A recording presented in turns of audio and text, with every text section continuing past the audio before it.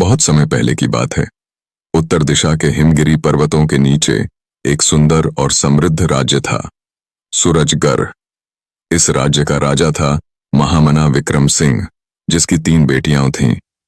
तीनों राजकुमारियां अपूर्व सुंदर, गुणी और संस्कारी थीं, लेकिन उनमें सबसे छोटी राजकुमारी अदिति अपने विचारों और करुणा के लिए सबसे अलग थी। वह हमेशा प्रजा के बीच जाकर उनके दुखद दर्द को सुनती और मदद करने की कोशिश करती। राजा विक्रम सिंह को अपनी शक्ति, वैभव और रक्त की शुद्धता पर बहुत गर्व था। वह चाहता था कि उसकी बेटियां केवल बढ़ते राजवंशों में ही विवाह करें, जिससे उसका राज्य और भी शक्तिशाली बन सके। परिचय होता है प्रेम से। एक दिन अदिति एक गांव के भ्रमण पर गई, जहां वह एक युवक से मिली, आरव। वह गरीब था, परंतु अत्यंत बुद्धिमान, परिश्रमी और ईमानदार। वह गांव के बच्चों को निःशुल्क पढ़ाता था और वृद्धों की सेवा करता था। अदिति उसकी विनम्रता और ज्ञान से प्रभावित हो गई। धीरे धीरे दोनों के बीच प्रेम पनप गया। जब राजा को यह बात पता चली तो वह क्रोधित हो गया। एक राजकुमारी, और वह भी मेरी बेटी, इस निर्धन साधारण लड़के से विवाह करेगी? असंभव।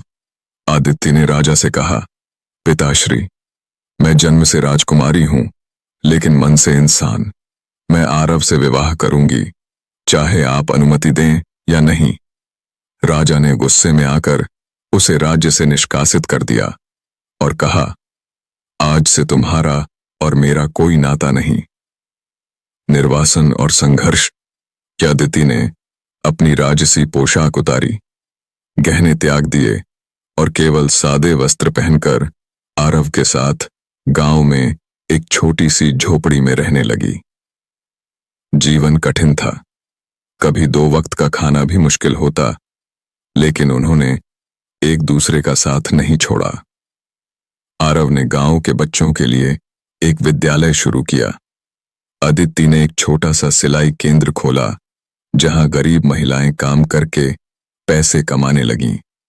धीरे धीरे गांव की हालत सुधरने लगी। उनके कार्यों की चर्चा दूर दूर तक फैलने लगी। कुछ वर्षों में उन्होंने एक संस्था की स्थापना की, आशादीप, जो अनाथ बच्चों, विधवाओं और असहाय लोगों की सेवा करती थी।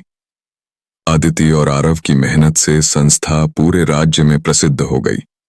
उधर महल में राजा विक्रम सिंह को इस बात पर बहुत गर्व था कि उसकी 2 बड़े बेटियां बढ़ते राज्यों में ब्याही गईं, परंतु समय ने करवट ली। उसका सबसे बड़ा दामाद युद्ध में मारा गया और दूसरा साजिश में फंसकर अपने ही राज्य से निष्कासित हो गया।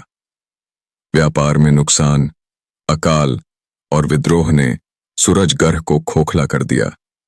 राजा कर्ज में डूब गया, उसका वैभव लुप्त हो गया और अंततः वह अपना महल और सत्ता खो बैठा।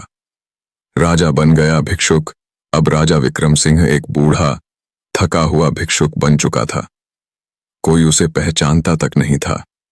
एक दिन भूख और प्यास से व्याकुल होकर वह एक आश्रय केंद्र के सामने पहुंचा। वहां भोजन बांटा जा रहा था। वह भी लाइन में लग गया।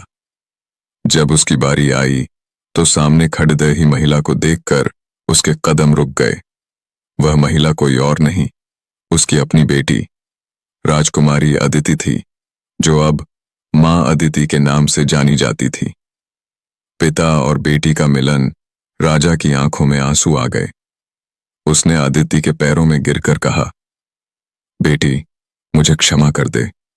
मैंने तुझे ठुकरा दिया था, पर आज समझा, असली राजसी वैभव इंसानियत में है। अदिति ने अपने पिता को उठाया, गले लगाया और कहा, पिताश्री, आप मेरे लिए आज भी वही हैं, पर मैंने यह सीखा कि शक्ति महलों में नहीं, सेवा में होती है। अदिति और आरव ने राजा को अपने आश्रम में रखा, उसकी सेवा की। समय के साथ राजा की आंखों से अहंकार का पर्दा हट गया। उसने अपनी बाकी जिंदगी गरीबों की सेवा में समर्पित कर दी। अदिति और आरव का नाम पूरे देश में सम्मान से लिया जाने लगा। उन्होंने साबित कर दिया कि प्यार, आत्मबल और सेवा ही सबसे बड़ी सत्ता है। 5 साल बाद